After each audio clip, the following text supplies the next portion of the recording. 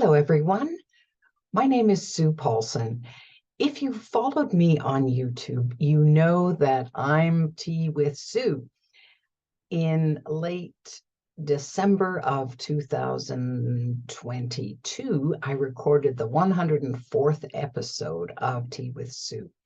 Well, I've been on hiatus since then, not quite sure what else I had to say or where I was going to go. In the meantime, I've been co-creating a community with Chris Angel called Turning Point Writing Academy. So while that's been in the works, he and I have been talking about all things that relate to writing.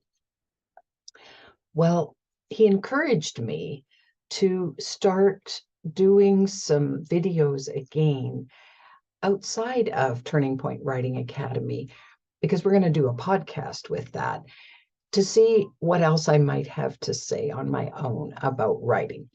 Well, as I thought about it, the more I got intrigued about it, and I've missed being on camera and connecting with you. So I mulled over, well, what might I call my new feed? What might I call my new channel? I decided to call it The Write Space.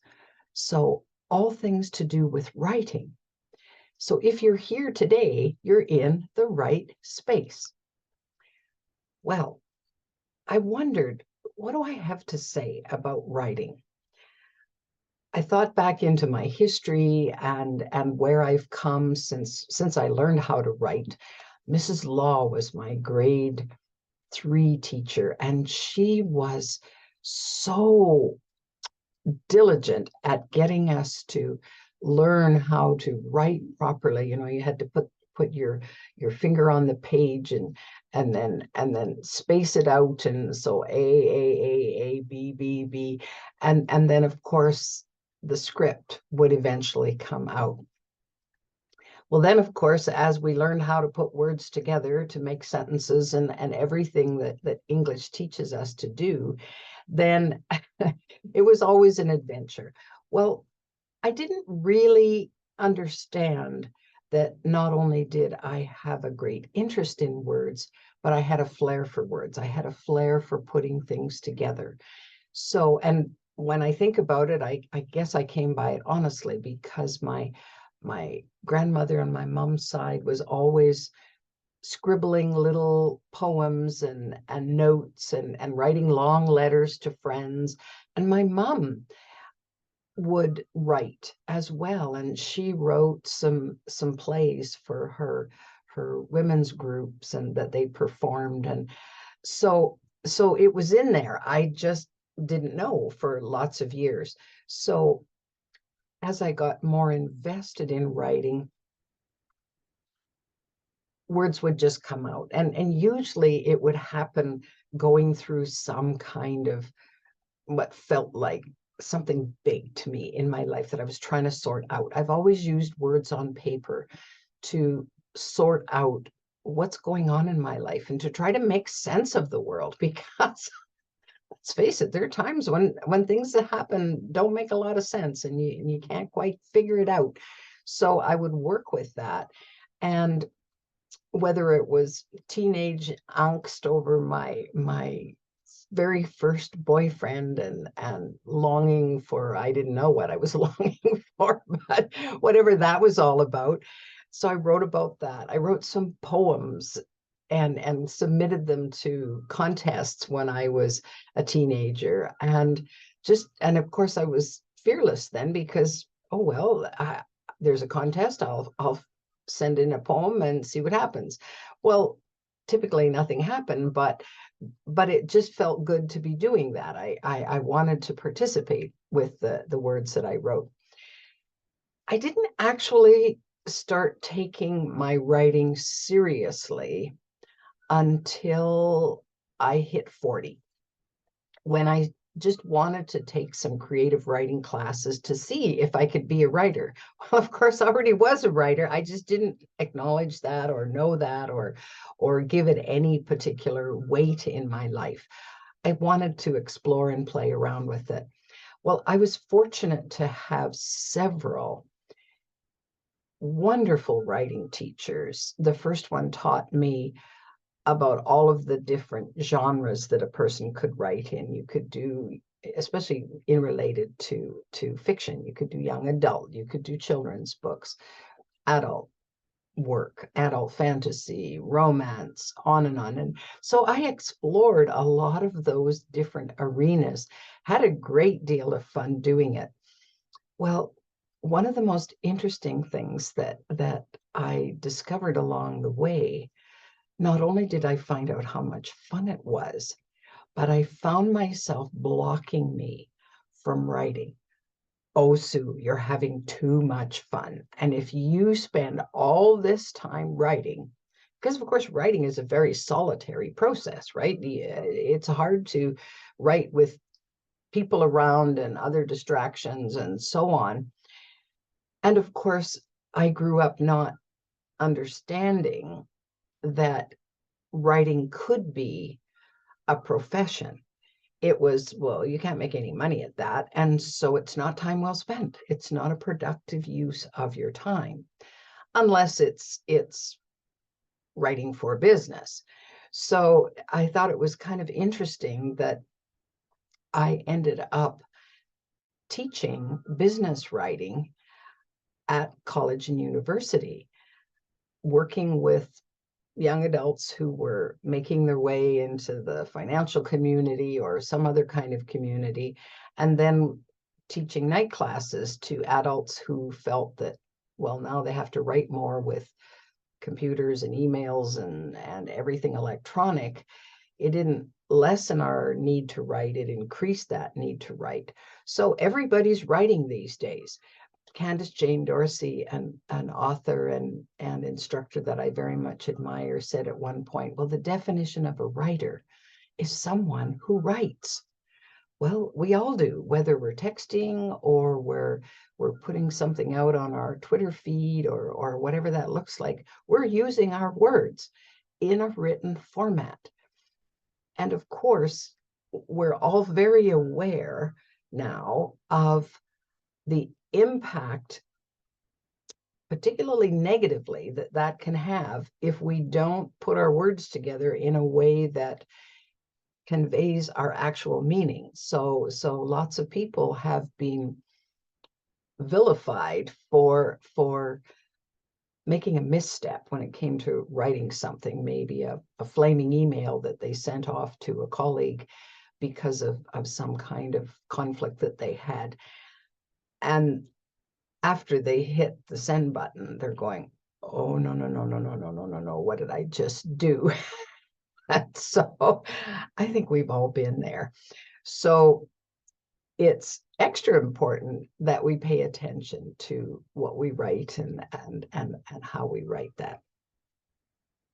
There's power in words. There's no question that some of the shortest phrases that have ever been written or spoken can have big impact, such as I love you or I forgive you. There's one 2-word sentence from the Bible, Jesus wept. Well, that conveys a lot of power just in those 2 little words. So there's meaning in so much of what we write. Of course, along with that, the power of the written word to convey a story, to share the life we've lived, to share stories about people we admire. It's amazing to me how much richness that there is when you read someone's biography or their memoir, and how much of an impact that can have in a very positive way on other people around us. So I love words, I love language, I love stories. That's why I decided I'm going to show up every week on The Right Space. And I really want to invite you to join me here on The Right Space. If you like words and you like writing, and it's something that you want to explore in a wide variety of ways, when you think of the number of people who write for a living, the list is long, long, long. Nothing happens much without something being written down. So as an example, me talking to you today, I wrote some notes. Well, what am I going to say today? And so I'm jotting some ideas and thoughts on paper before I hit the record button. If somebody's giving a speech, well, guess what? Somebody wrote that speech, whether it was the speaker or somebody for the speaker, the speech gets written. Whether we, anytime we go to a play or that's being performed live, or we go to a movie, somebody wrote the words that those people are saying. So comedians don't have material if somebody doesn't write it for them, or if they don't write it for themselves. So it's an abundant universe, this whole writing space. So I really want to encourage you to come and enjoy. If you have comments, thoughts, feedback, I'm open to dialoguing with you and exploring the right space.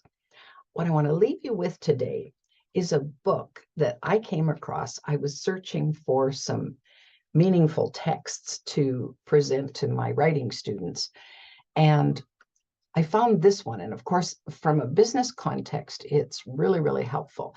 So it's called How to Write Short, and the author, Roy Peter Clark. So How to Write Short.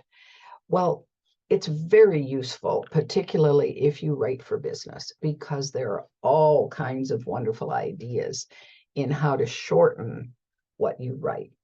Now, I know that a lot of things that I've read over the years are, I would call it stream of consciousness writing. You just dump words down onto a page and hope that whatever you've put there is in the way you wanted to say it, that you're conveying whatever your intention of communication was. That doesn't always happen. So really the magic is in the editing. The magic is going back through it and saying, well, that sentence is way too long, or this piece is, I don't even know what I was trying to say there. That doesn't make any sense to me. So, or this needs to move from here to here. So Roy Clark helps people to take that writing and make it more and more powerful because of the way it's shortened, the way it's worked through. So if you're looking for a writing resource, that's one I would recommend for today. All right, well, that kicks us off. That kicks the Write Space off. So every week now I'm going to post on YouTube. I also will post on my app, The Magnificence Mentor. So if you haven't come across my app, I invite you to download that. There's not only video content on there to help you be more magnificent, and of course my goal is to help you be a more magnificent writer in this particular space. So download the app, feel free. All my T-Wisu videos are there, as well as you'll find a category for the Write Space. I suspect I will probably add more written content to there as well, because there are already several articles in there, and as I write more, then I intend to share that as well. In the meantime, take the best care of you. Write down what's important to you, because it is important. Take good care. See you next time.